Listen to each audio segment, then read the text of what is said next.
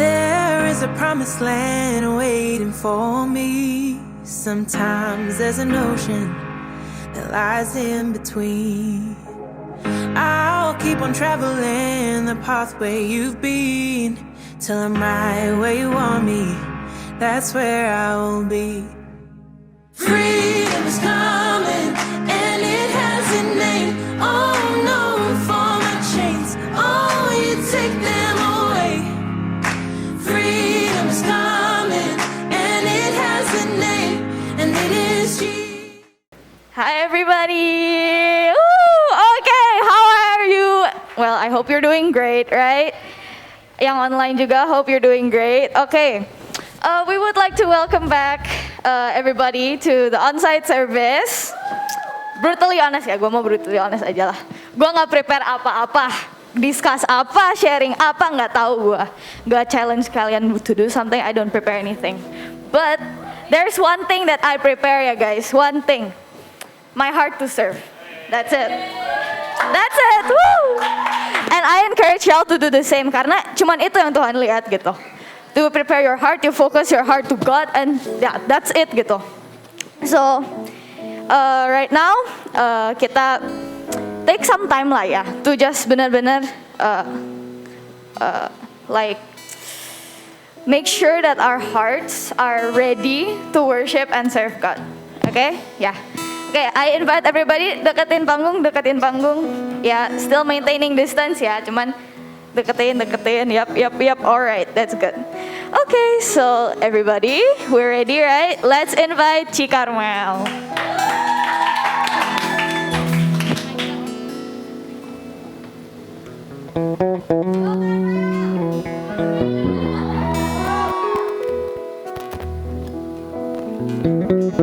Ya, pagi ini mari sama-sama kita menyembah nama Tuhan.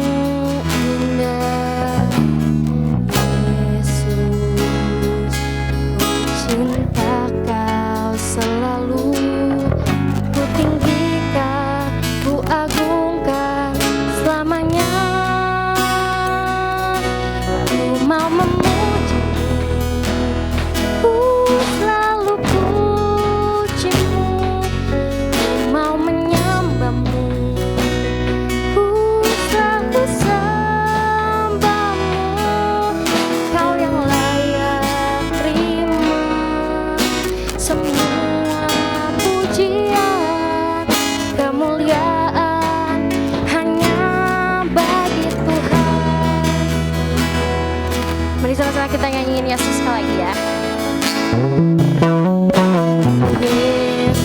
Yesus, kau sungguh baik.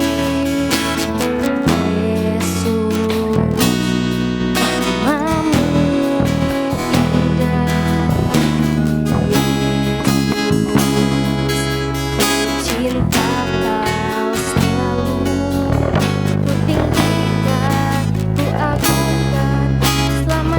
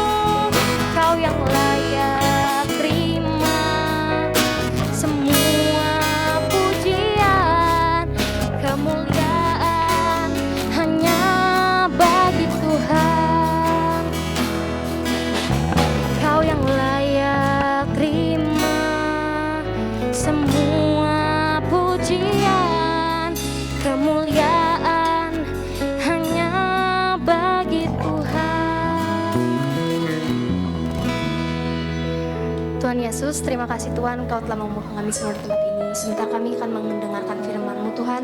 Siapkan hati pikiran kami agar kami bisa menangkap isi hati-Mu Tuhan. Terima kasih Tuhan, di dalam nama Tuhan Yesus kami berdoa dan mengucap syukur. Haleluya, amin. Halo, good morning everyone. Kenalin, nama gue Joanna dan hari ini gue yang bakal sharing gitu. Nah, dari 2 minggu kemarin kita udah bahas tentang pass the good news. Nah, ngomong-ngomong pass the good news, zaman sekarang kita tuh udah mudah banget untuk pass the good news gitu ke orang-orang. Banyak platform yang bisa kita pakai, ada Instagram, TikTok gitu, Twitter. Kayak lu bayangin ketika lu post story di Instagram, dalam 2 jam itu bisa banyak orang gitu yang lihat. Apalagi kalau followers lu banyak, bisa sampai ribuan gitu yang lihat. Nah, tapi there is a group of people yang gak peduli teknologi udah secanggih apapun, tapi kita tetap canggung untuk berkomunikasi dengan mereka gitu. Ada yang tahu nggak siapa? Enggak. Oke. Our family members. Yes. Bener nggak sih yang gue omongin ini? Ya, maybe nggak semua orang ngerasain kayak gini sih. Tapi gue termasuk orang yang nggak sedekat itu gitu sama family gue gitu. Nah, coba gue tanya, dari skala 1 sampai 5, seberapa deket sih atau seberapa berani sih lu untuk memulai pembicaraan di keluarga lu? 3, 4. Oke. Pertanyaan selanjutnya. Dari skala 1 sampai 5, seberapa dekat atau seberapa paham keluarga lu sama diri lu sendiri? 1. Oke. Mungkin berdasarkan riset gue juga nih, remaja-remaja seperti kita, youth seperti kita ini mengalami struggle untuk berkomunikasi sama parents mereka gitu, sama brother sister mereka. Nah, tapi seharusnya our relationship with our family are supposed to be the strongest and the valuable relationship we have. Seharusnya ya. Tapi sometimes kita susah untuk saling ngertiin satu sama lain. Makanya sering terjadi konflik antara remaja dan orang tua mereka gitu. Nah, gue ngalamin sendiri sih konflik ini. Jadi simpelnya gini, gue di rumah nih orangnya pendiam banget. Tapi ketika gue di luar, terus ketemu teman-teman gue yang tadinya introvert, tiba-tiba jadi extrovert. Kayak emang drastis itu gitu perubahannya. Nah, tapi sebenarnya yang ketemu tiap hari itu kan bukan teman kita gitu. Bahkan yang ngasih uang jajan lu tuh bukan temen lu gitu. Tapi kita untuk say thank you, say I'm sorry gitu. Kayak malu banget gitu, canggung rasanya. Kayak gengsi gitu untuk say thank you, say I'm sorry mom gitu. Nah, oke. Minggu kemarin kita udah belajar bahwa Jesus challenge us to pass on the good news to everyone. Berarti everyone to include our family, right? Nah, so how do we share about the good news to our family? Gimana kalau keluarga kita belum kenal Yesus? Terus gimana kalau keluarga kita sebenarnya udah kenal Yesus gitu? Mungkin kita sebagai anak ngerasa nggak layak aja gitu. Apalagi nih gue sebagai anak bungsu, gue merasa kayak masih kecil gitu. Gue bisa apa sih di keluarga gue gitu. Nah, tapi gue kasih tahu lu ya, sebenarnya even keluarga kita udah kenal Yesus, kita tuh masih punya misi untuk show them about the good news of Jesus through our action. Gue garis bawahi through our action. Kenapa harus melalui action kita? Kenapa nggak cuma ucapan doang gitu? And how can we do gitu? Oke, gue ajak lu untuk bayangin orang latihan ngedance. Nah, orang latihan ngedance, misalkan Cijas lagi ngajar gitu ya. Terus Cijas cuma ngomong-ngomong doang kayak, oke, nanti lu tangannya ke belakang, terus lu nanti palanya muter-muter, terus badan lu muter-muter. Kayak gue yang dengernya aja udah pusing gitu. Apalagi muridnya yang diajarin ya. Dan begitu pun ketika kita mau pass on the good news ke family kita. Nah, akan lebih mudah dimengerti oleh family kita ketika kita do it langsung itu, memperlakukan langsung ke mereka gitu. Nah, di dalam Alkitab kita udah sering dengar tentang cerita murid-murid Yesus yang share about the good news ke luar negeri, bahkan mereka sampai mempertaruhkan nyawa mereka gitu. Mereka kisah mereka tuh dramatis banget lah gitu. Tapi di Alkitab juga ada kisah-kisah yang tokoh-tokohnya share about the good news-nya ke family mereka.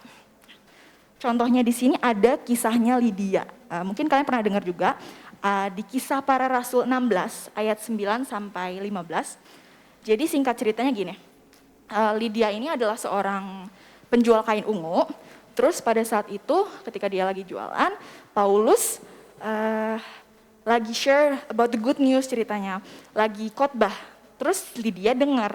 Dan singkat ceritanya dia tergerak hatinya oleh Roh Kudus dan dia pulang ke rumah, dia share lagi good news ini ke family-nya dia. Nah, terus singkat ceritanya akhirnya sekeluarga dia percaya dan dibaptis gitu. Nah, kita bisa lihat tindakan kecil yang Lydia lakuin di sini berimpact besar bagi keluarganya. Lydia memilih untuk gak nyimpan sendiri good news-nya. Dia memilih untuk share lagi ke orang terdekatnya, yaitu keluarganya dia gitu. Nah, secara nggak langsung, Lydia ini udah jadi brand ambasadornya Kristus. Yes. Kayak wow keren banget kan gitu ya. Dan begitu pun kita gitu. Dengan tindakan kecil yang kita lakuin di keluarga kita tuh udah bisa jadi brand ambasadornya Kristus gitu. Yes. Mungkin sulit bagi kita untuk share about the good news kalau keluarga kita belum kenal Yesus. Tapi ingat lagi kewajiban kita sebagai child of God itu untuk pass the good news to everyone melalui perbuatan dan perkataan kita. Mungkin nggak akan secepat keluarga Lydia menerima Yesus gitu. But you don't need to be rush untuk share about the good news gitu. Just keep doing and don't give up, right? Maybe simple things yang kita lakuin di rumah, kayak ngajak orang tua kita berdoa, atau mendoakan mereka, ngebantuin papa mama kita, atau ngajak mereka ke gereja. Ini mumpung lagi offline nih guys, ajakin family lu untuk ke gereja. Terus itu bisa ngasih perubahan, even itu kecil. Mungkin ide awal passing the good news bagi kalian itu formal gitu ya. Mungkin lu mikirnya bakal khotbah lah di depan keluarga lu atau gimana gitu ya. Atau lu merasa nggak siap dan merasa terlalu muda untuk share about the good news itu. Tapi gue bilang jangan berkecil hati dulu. Karena di 1 Timotius 4 ayat 12 yang mungkin adalah jadi ayat favorite anak-anak muda nih. Gue bacain ya. Jangan seorang pun menganggap engkau rendah karena engkau muda. Jadilah teladan bagi orang-orang percaya dalam perkataanmu, dalam tingkah lakumu, dalam kasihmu, dalam kesetiaanmu, dan dalam kesucianmu. Amin. Okay. Just remember, with the way we serve and love our family, we'll give opportunities to show them about pass the good news gitu. About Jesus with our action. Tunjukin dulu aja kayak konsistensi lu dan kesetiaan lu untuk loving Jesus. Dan ingat kita gak bisa maksain kepercayaan seseorang. Yang bisa kita kontrol itu adalah diri kita sendiri gitu. Apakah kita memilih untuk pass the good news or not. Jadi minggu ini kita belajar pass it on-nya nggak usah jauh-jauh ke luar negeri, nggak usah jauh-jauh ke tetangga kita gitu. Coba maybe just look a little closer to home, to our family. Apakah keluarga kita udah kenal Yesus atau belum? you can still pass on the good news. Sekian sharing gue hari ini. I'll pass it on to Pak Adriel. Alright, thank you, Jo. Guys, tepuk tangan sekali lagi buat Jojo ya. Oke.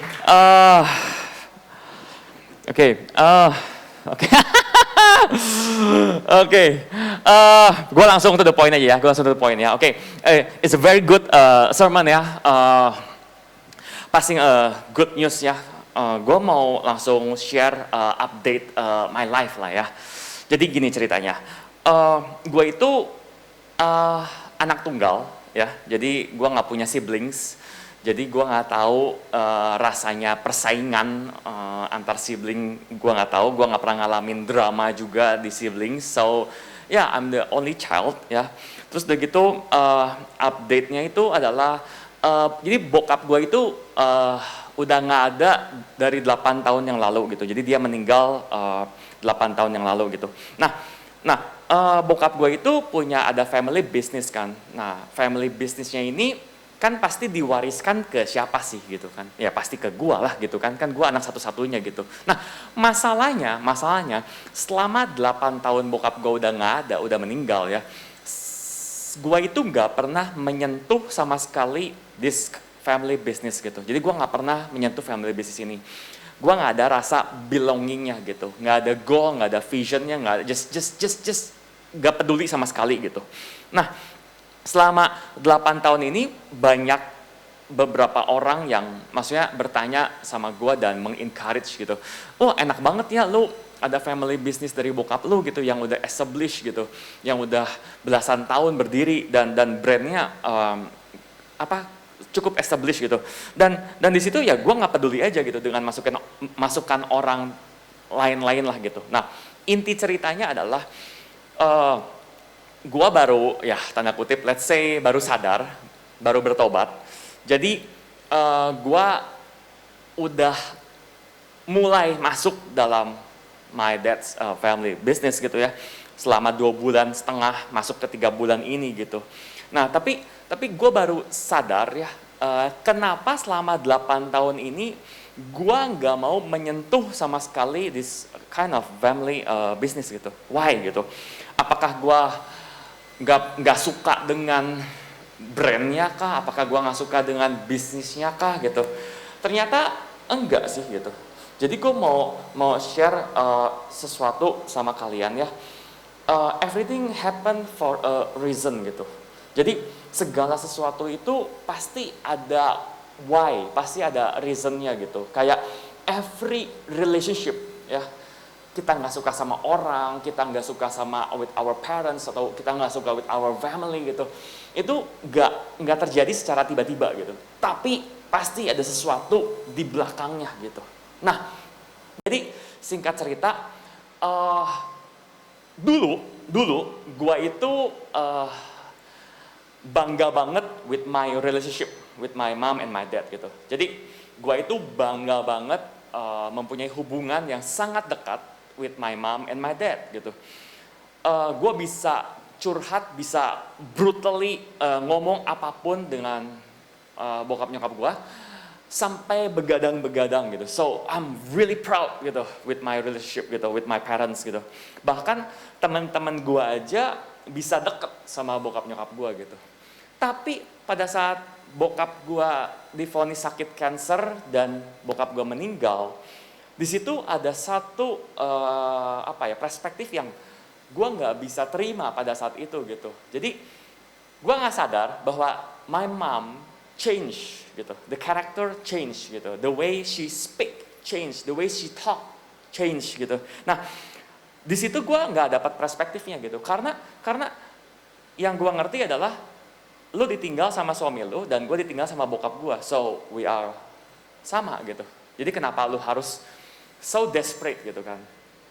Nah jujur ya, for the first year gitu, pada saat bokap gue udah nggak ada, gue masih berusaha untuk get that kind of relationship dengan nyokap gue gitu. Tapi nyokap gue ternyata nggak bisa ngobrol gitu. Lo tau nggak? Setiap gue ngobrol sama nyokap gue cuma 2 jawabannya. Yesus akhir zaman. Udah, cuma 2 itu. Yesus akhir zaman gitu. Jadi salah satu penggemar akhir zaman nyokap gue. Salah satu yang pengen cepat Yesus datang kedua kalinya nyokap gue gitu. Jadi gue udah nggak bisa ngobrol apapun gitu. Mau ngobrol kayak dulu udah nggak bisa gitu. Kayak selalu udah ya, lu mau ngobrol apa? Lu mau ngobrol apapun ya. Mau ngobrolin film apa, mau ngobrolin siapa, mau ngegosip siapapun ya, pasti jawabnya akhir zaman. Ya, ya, jadi dan di saat itu ya jujur yang membuat gua 8 tahun gua nggak mau menyentuh my family business itu adalah karena I can't emotionally forgive gitu. That kind of relationship gitu. Jadi ada rasa disappointed from me with my mom gitu. Jadi ada rasa kekecewaan gue sama nyokap gue, dan itu yang membuat gue 8 tahun gue nggak mau sentuh this kind of business gitu. Secara gue suka sharing, suka khotbah tentang pengampunan, forgiveness, be good, love God, love people gitu. You know what? Easy to speak, easy to say, but very hard to do. Very, very hard to do. Beneran. For me, 8 tahun is really my struggle gitu. Tapi gue gak pernah share ini ke siapa-siapa. Kenapa? Karena gue juga baru sadar. Gitu. Gue juga baru sadar gitu. Kenapa gue butuh 8 tahun ya untuk gue baru belajar menyentuh bisnis ini gitu. Ternyata, ya tapi gue bersyukur gitu. Nyokap gue masih sehat, nyokap gue masih ada gitu. Bayangin. Kalau nyokap gue udah gak ada. You know what? I think the regret, right? Gue akan masuk dalam bitterness dan gue akan bawa sampai, ya I don't know kapan gitu. Nah, efeknya apa sih? Efeknya apa? Ternyata 8 tahun kemarin, apa yang gue lakuin ke nyokap gue, itu anak gue, si Taya ngeliat gitu. Dan Taya bisa observe secara energi gitu bahwa kenapa ya papa nggak deket sama grandma gitu kan. Jadi Taya ke nyokap gue, ke grandmanya juga agak cold, agak dingin gitu, susah gitu untuk deket gitu kan. Tapi waktu gue masuk dalam 2 bulan ini, setiap hari gue hampir ketemu nyokap gue gitu. Iya emang gak langsung cipika-cipiki sih. Nggak langsung kayak, you know what, mom, I really love you gitu, mom, you know what. Enggak. Tapi selama 2 bulan ini, yang gue belajar adalah to spread the good news, right? We need action. Tapi jangan fokus in the end of the result, fokus on the progress. Gitu. Jadi selama 2 bulan setengah ini, gue progress to get back in my relationship with my mom gitu. Nah, 2 bulan setengah ini, Taya udah mulai bisa deket sama grandmanya gitu.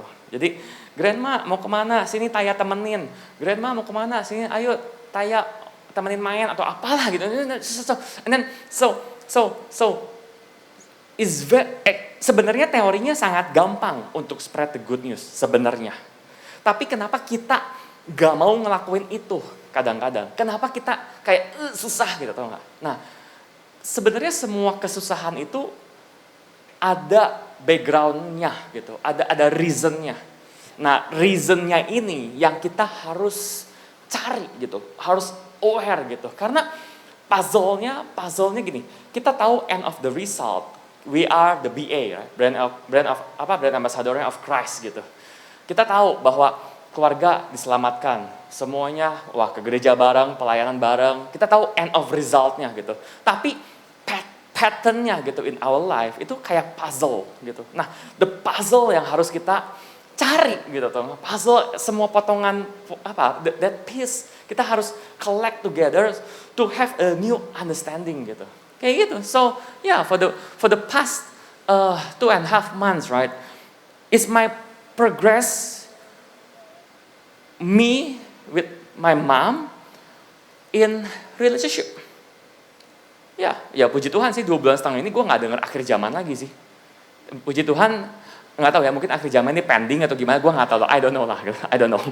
tapi udah bisa ngobrol normal gitu, udah mulai ada progress gitu. Sydney sering ke tempat gue, udah mulai bisa, nyokap gue udah mulai okay gitu segala macam. So yeah, I think to how to spread the good news, action, ya. Tapi jangan fokus in the end of result. Kenapa? Kalau fokus in the end of result ya, you know what? You will click like give up suddenly gitu. Kenapa? Karena kita otak kita selalu pengennya hasil akhir gitu, hasil yang terbaik gitu. Tapi fokuslah di dalam prosesnya gitu, fokuslah di dalam progresnya gitu, fokuslah di every single step. So yeah, that's all of my conclusion for your sermon, Joe. Thank you so much, thank you. Oke, yuk kita tutup ibadah hari ini. Kita mana Mel masih ada? Mel nyanyi dong Mel, worship lagi yuk Mel. Oke, yuk boleh di santai lah ya. Guys, are you okay? Hah? Are you okay ya? Oke ya, siap. Oke, sip. Oke, alright, thank you.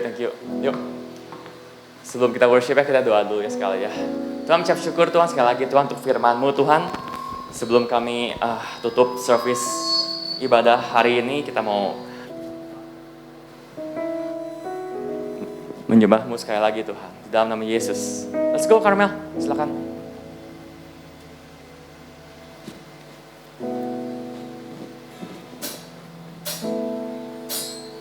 Ku mau memuji-Mu, ku selalu puji-Mu, ku mau menyembah-Mu, ku selalu sembah-Mu, Kau yang layak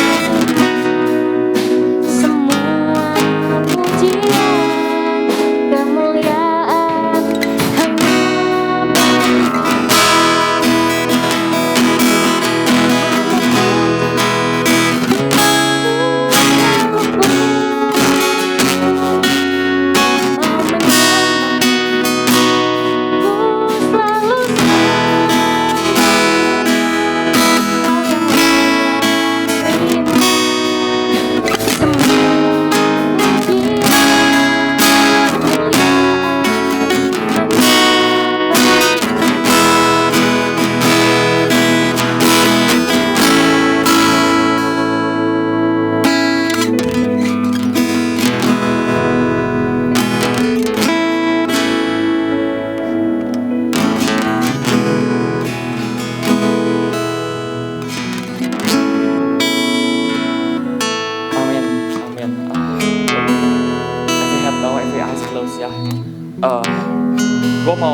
gue mau berdoa ya buat for all the people in this room ya.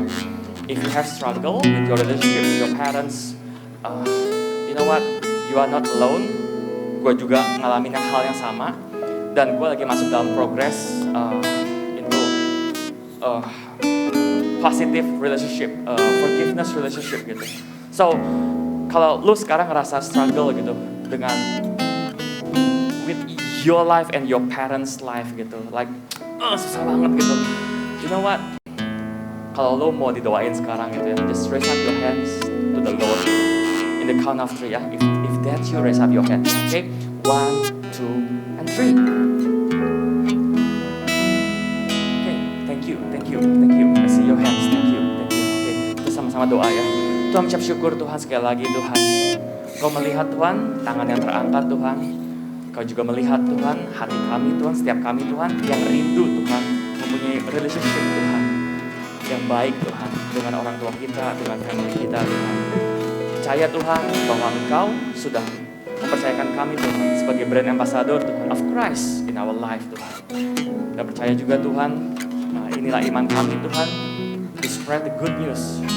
Dan inilah action kami Tuhan. Kami mau masuk Tuhan dalam proses Tuhan. Langkah demi langkah Tuhan, masuk dalam relationship Tuhan yang Engkau inginkan dalam kehidupan kami Tuhan.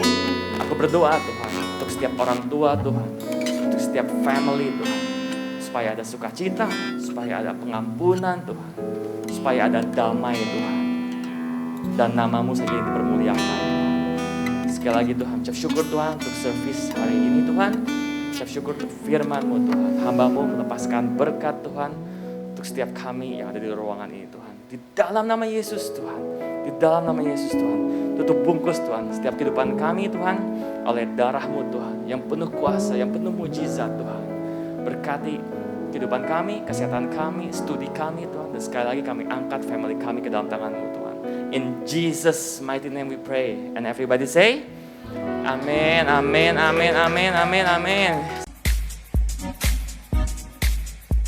Welcome